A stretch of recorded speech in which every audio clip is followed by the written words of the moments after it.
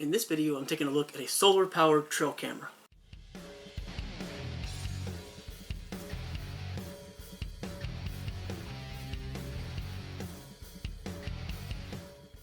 Alright, so in this video, we're going to take a look at this trail camera. It is powered via solar, so it can recharge throughout the day and operate throughout the night. It does have night vision capabilities, water resistant, no problem. You could actually put a 256 gig micro SD card in this, but it does come supplied with a 32 gig. And as you can see, all your cameras and sensors, of course, are located on the front. You have these little locking pieces here. That's what allows you to close this, and you can kind of close that and secure it if you like. On the back side, you have a mounting option here, as well as strap mounting options. We'll take a look at the other items there in a moment. So on the inside, you have a QR code for the app Game Camera Pro 2. You also have some information here. This is your battery door. You can actually power this with 4 AA batteries if you like, which is also probably good at extremely hot or cold temperatures because rechargeable batteries don't do as well. You have your off setup and on slider switch, and then you have the different buttons to navigate. This is your LCD screen right there, so that's turned off, and if I turn it back on, you can see real quickly. So that's a quick overview of this device. As far as how long the batteries last, it's really going to depend on how often it's triggered, so I can't really give you a time frame. It's going to vary between individuals. It's also going to vary depending upon the exposure to the sun, because you want to make sure it's fully charged 6 to 8 hours per day ideally.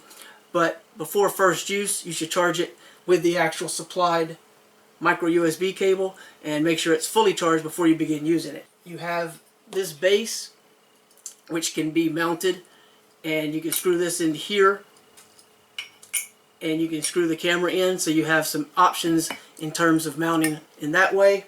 Or you can use the included strap, wrap it around a tree or a post, mount it in that way. You have some mounting hardware included. Very good information as far as the instructional manual, and of course the box. This is the CEYOMUR, or CEYOMUR, I think that's how it's pronounced, CY95. So this has night vision. You can turn that off and on. Put the camera into setup mode, hit the Wi-Fi button. You see the Wi-Fi symbol there, and then open the app and add the camera. That way you can change all of your settings. So basically we just go into our Wi-Fi network.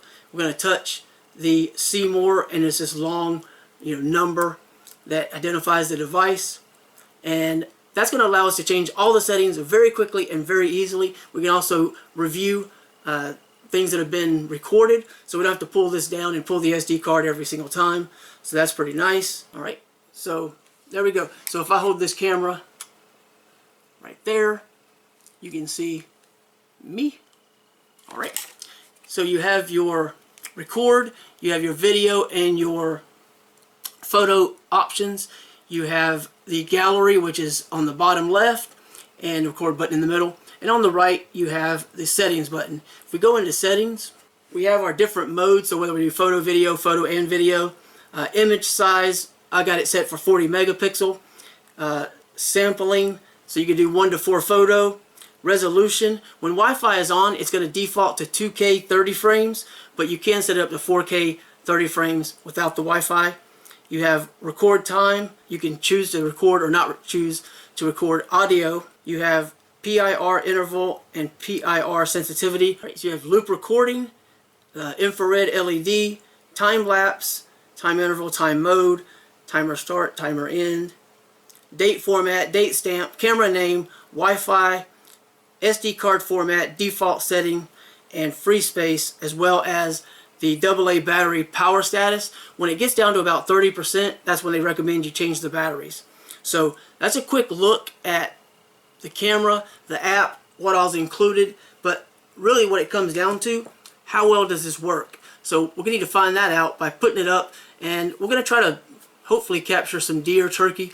We have a few things running around out there, hopefully we can grab something on video or photo and I can share that with you, give you an idea how well that works. It looks good. It seems easy to operate.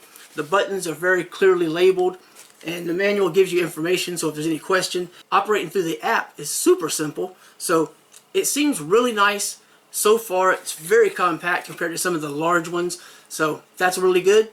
Now it's just time to actually look at some videos and or photos and see what the actual results are, and make sure, of course, you peel all the protective covering off before you begin. Alright, so let's take a look at the results and we can judge how good or how bad this thing is based on the results. Thanks for watching. Alright, so this has been out for about a week. We've got some day and night. I've got birds and deer, so that was pretty cool. And I went ahead and removed the SD card from the bottom right there. You also have your charge port there. And pulled the videos off. About 35 megabyte, 20-second clips. And basically, it rained. It was day, of course, night. And this thing held up fine and seems to be doing well. Battery stayed, fairly well charged. So I think this is a really good solution. I want to show you a couple of pictures and videos that came from this actual unit. Because I shoot my videos in 1080p and because of the compression and everything when you're dealing with YouTube, the videos may not look as good as they could look with this camera, depending on what choices you make for the resolution and everything. But anyway, let me show you what they look like so you know what this actually is capable of. You can make your judgment on that, and hopefully this has been useful. Check out the link below for more. Thanks for watching.